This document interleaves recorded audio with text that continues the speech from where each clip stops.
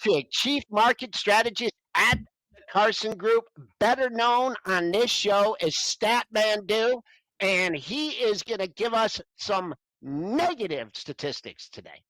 Yeah, just big picture, we have been bullish. And yes, there are some reasons to think we could have a little bit of a normal pullback here, 5% maybe. I mean, nothing out of the ordinary.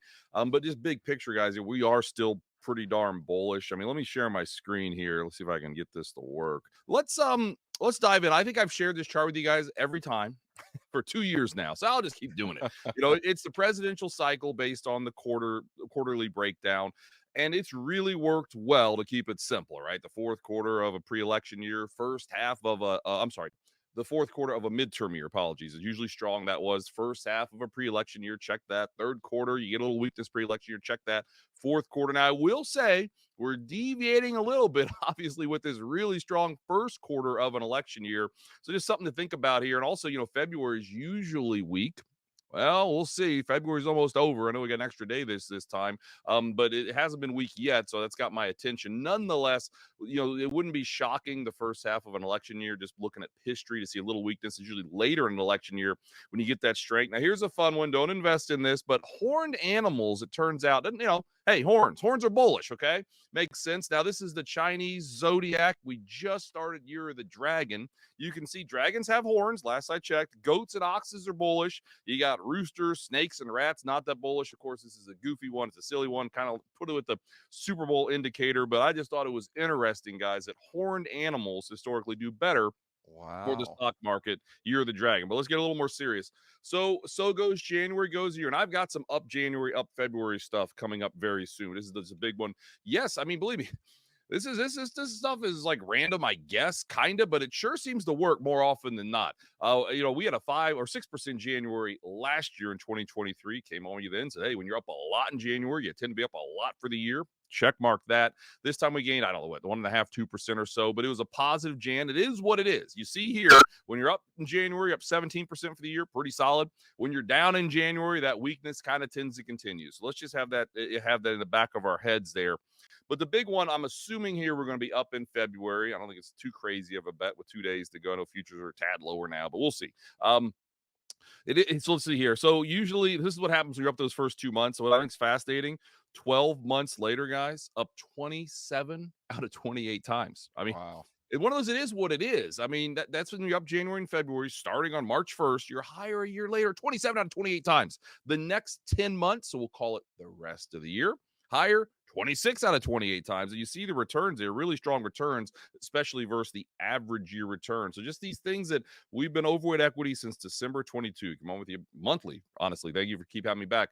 Talking about why we're still overweight. Maybe we get a break, sure. But I mean, we still would use them as an opportunity. We still think we're in a bull market here. And I'll talk about the F word here in a little bit, fundamentals as well, but I'm just doing some of the technical stuff first.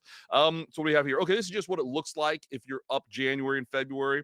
Up 19.9% on average, right? We're up, 6 or 7%, give or take this year. So your average year, we're getting close to darn near 20. We're not expecting a 20% rally this year. We're more in the 11 to 13%.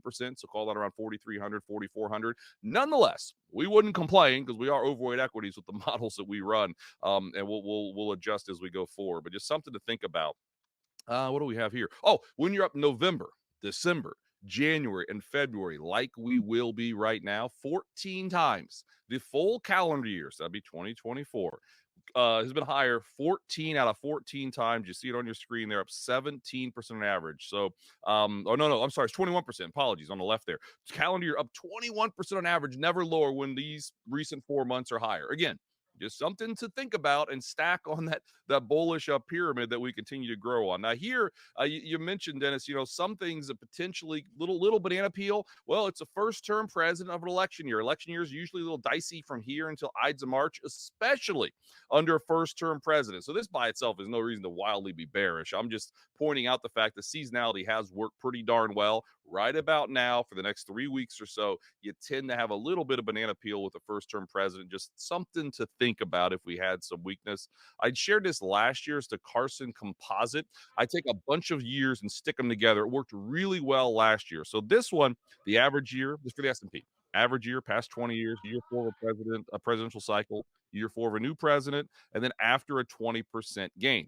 What happens? Well, again, you can see kind of where we are now. Some weakness, some chop into late April would be perfectly normal when you take a bunch of years and smush them together to find a year kind of like this one. Shared this with you before. We know pre-election years are usually pretty strong in our first-term president. We knew that a year ago. Talked about it a year ago. 20% on average, that checked out. But you're about 12.2% under a first-term president, or what do you want to call it, president up for election, and you're negative when you have a lame duck president. So that's just stuff to think about. Now, here's the numbers. Here's your last 10 presidents in a first term. What happened during the election year? It was higher every time, up 12.2% average. It's kind of right in that range of where we wouldn't be shocked if markets kind of finished up this year with low double-digit returns. Honestly, the way things are going might be a little higher, but that's kind of where we came into this year. Just a few more. The Mag 7 in a bubble. I could spend 30 minutes talking about this. It's, yes, there's some bubblicious flavor to some of those names, but this is looking at the last 2 years or 24 months.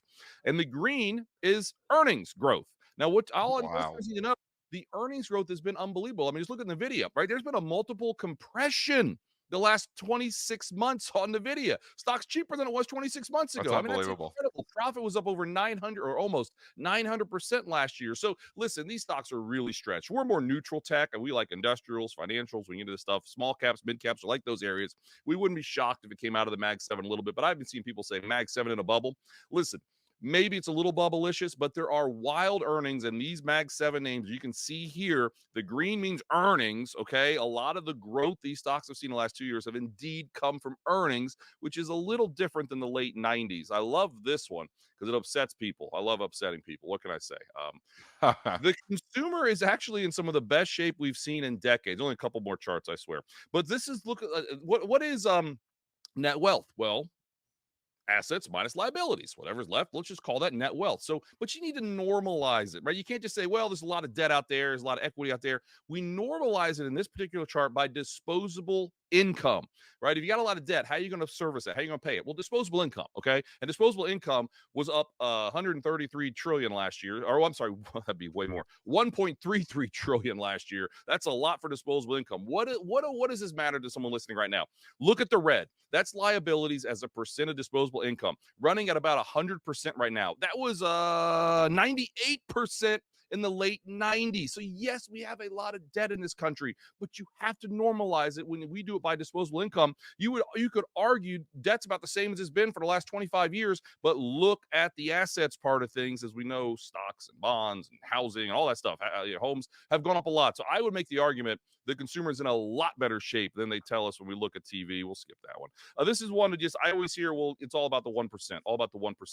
You know, there was a study from the Fed not too long ago that said ages between 19 and 38 gained about 80% net wealth since, I think it was since 2020. So, or no, maybe it's 2019. But nonetheless, they've gained a lot more in net wealth. Why is that? Well, as a percent, they've owned more stocks lately, and stocks have done well. So that's kind of good. But this breaks things down by the income percentiles. It's liabilities as a percent of assets. You want this to go down, okay? You want this to be going down. It means you have less liabilities as much as you're worth. Well, just check it out. Various income classes are doing well. We're not naive. We understand there are people struggling, and there are some issues. There are some major issues that are out there. But I think when we hear the consumer, it's not all about just the top 1% anymore. I mean, there have been some major advances in incomes and net wealth for lower income people, and I think that's a really powerful thing. We'll skip that one. I love talking about inflation. Come on you for a while, showing this one on the left. It's the private data, apartment list, negative year over year, 8 months in a row. Yes, CPI and PCE, little stubborn. But if you look at core CPI, it's 44% of shelter. If you take that out, and let's be honest, most people own their house. Most people, 60% of people own a house. Most people, 80% of them are locked in at less than 3.5%. So is this housing inflation we're seeing with shelter up like 6.5%, 7% really impacting most people? We would say absolutely not. And then on the right, we show CPI the last 3 months annualized at 1.8%. Okay, but look at the bottom. Take out shelter. Again, we think shelter is going to come back. Inflation, in our opinion, was last year's problem. What is that annualized? 1.1% if you take out shelter. So again, maybe the Fed doesn't necessarily have to start cutting right now, but we're hearing the Fed's going to hike. The Fed's going to hike. We'd say no, the Fed's not going to hike. No. We still But think not there's a hiking. chance, right? To quote Lloyd Christmas, should tell me there's a chance we could see a cut in May. But nonetheless, this is powerful. I think about the last thing I want to talk about, then we can chat. I've come on before saying productivity is the whole key to this whole thing. 8 million jobs created the last 2 years. The cycle of employment is aging, okay? I mean, that's fine. You can't make 300, 400,000 jobs every month. But we are seeing a renaissance in productivity in our country, 3.9% annualized the last 3 quarters. What in the world does that mean? History going to repeat itself. It often rhymes. Mark Twain. In the mid 90s, we saw wages about 4 to 5%, inflation about 2.5%. That sound kind of familiar? It's kind of like right now. Greenspan saw the internet and saw different things taking place with productivity that he said, you know what, I can cut right now and it's not going to cause massive inflation. Because when you have higher productivity, it keeps higher wages, but it puts a lid on inflation. The big worry with the Fed is we have transitory. Haven't had the best record when it comes to inflation, right? So if they start cutting and inflation just comes roaring back, that's not going to look good for the Fed or even in an election year or whatever. It's not going to look good, right? But with productivity doing what it's doing, with all the massive infrastructure that we've been creating, construction's up 12 months in a row, manufacturing structures. I'll just show it very quickly. It's this one. Boom. That's a boom. That's going up. Okay. We are making things. That's the CHIPS Act, right? Bringing onshoring back and certain things. Productivity to us looks a lot like the mid to late 90s at a higher productivity. We haven't seen anything like that since the mid to late 90s. Really, really powerful. This is the last one. Not all cuts are the same. We will see a rate cut this year. We feel pretty comfortable there, especially when we look at inflation coming back. And I just look at different cuts. We would argue this is a normalizing cut, right? The mid 80s, the late 80s, 2009. And you can see the numbers are the numbers. What is it there? Normal, a year later, up 3 out of 3 times. Small sample size, sure. But 13% is when they're cutting before a recession. And I get it. I could come on in 4 months and say, I guess they were cutting because of a recession. We just don't see the major signs of a recession right now. And check out panic cuts, like after 87 and then the Asian contagion. And then, of course, the pandemic up 17% a year later. It's showing once again, maybe buying panic is kind of how you should look at the world. But just be aware when this first cut comes, and we still think there's a better chance, maybe coin flip, it'll still be May. We've got 2 more CPIs, 2 more PCEs. We think that shelter component is going to kind of come back to earth. So maybe we do get that first cut in May, and it'd be more of a normalizing cut, which is not by itself a reason to panic. All right, guys, I'll take a break. I could have talked to that for an hour. Get a drink of water. Hopefully not everyone's asleep. What do you think? First of all, Ryan, we got a great comment. Someone asked if you considered being a rapper. No, but I do have a face for radio, so I'll just stick with podcasts. I don't know. Okay, Dennis, go ahead. I know you always have a great. Go ahead, Dennis. Take it away. There's so much information here. I mean, you could probably digest this over the course of the next 2 hours. Yeah, no. I'm trying to sum it up here. Could be a little seasonal weakness here, but Statman's saying we're going higher here by the end of the year. So if you get a little seasonal weakness, I think you see that probably as a buying opportunity then, Ryan. Yeah, we absolutely do. We're overweight equity, so I don't know in the money that we run for our partners. I don't know if we have that much more to really add on any weakness, but we're still overweight. I think the bottom line is we wouldn't be panicking. I mean, remember last March? Not 8% correction, regional bank crisis. What happened? I think I came on with you guys and talked about this. Everybody was turning bearish. We actually added some equity risk in late March because we looked at the credit markets, looked at credit spreads. Credit spreads weren't freaking out. I mean, it's as simple as that, and they're still not, right? So we're gonna have a 5% pullback at some point during this year. We might even have a 10% correction because it tends to happen, especially in an election year. Just be aware that this is the way these things work. And after the run we've had, what did we just have? S&P up 14 out of 15 weeks and gained 20% those 15 weeks. In the history of the S&P 500, that has never happened before. I mean, we just had one of the most exquisite rallies, consistent rallies we've ever seen. And I took a look at when you gain 20% after any 15-week period.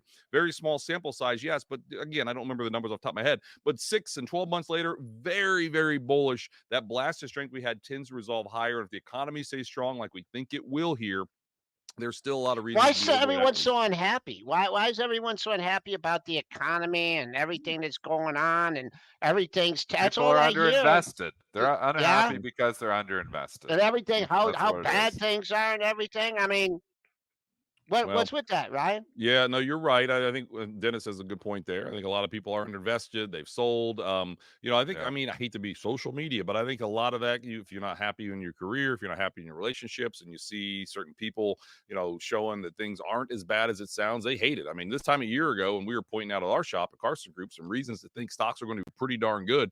I mean, the tweets and the replies on my tweets were just people hated that. And I Really do think good. it's just that mentality of, caveman mentality, right? Like you huddle up in a group and the group said a recession was coming. Because you know why? There's this thing called the yield curve, which has this perfect record, which isn't even necessarily true. Nonetheless, look over in Europe. The yield curve has not worked in Europe Oh, before. the So inverted yield yeah, yield curve. curve, LEIs, and M2. Those are the three that if you turn on CNBC any given day, I promise you, somebody pointed out LEIs, M2, and by the way, LEIs, they actually came out and said, "Oh, our bad. We're going to change our methodology now." I mean, we don't even get into that. M2, whatever it is, what it is. But there are just other factors to us, like the hard data. I mean, manufacturing has been weak-ish. Yes, if you look at the surveys, it's been under 50 forever. Like just popped above 50, meaning now expansion in these surveys. But the hard data, durable goods and things like that, they've been really strong. It's this wild dichotomy, right here, Joel, that is truly unlike anything I've ever seen in the 25 years I've been doing this, where people feel one way, but they do another. But honestly, if you've just been bullish and ignoring a lot of the fear and worry, well, obviously hadn't been the worst run. I'll tell you that. Ryan Detrick, Chief Market Strategist at the Carson Group, one of our favorite guests here on Premarket Prep. We didn't even have time to talk about Michigan being national champs. We'll see what happens next year, but we'll talk about that next time. Go Blue, Ryan. We all really appreciate you. Well, I can't say that, but no, guys, I'm honored. I'm honored you had me back, and it's springtime. Get a little warmer. Maybe we get a little spring pullback. Would be all right, and I'll come back next month. We'll talk about it. So thanks for having me back, Awesome. guys. Thanks, I Ryan. appreciate it.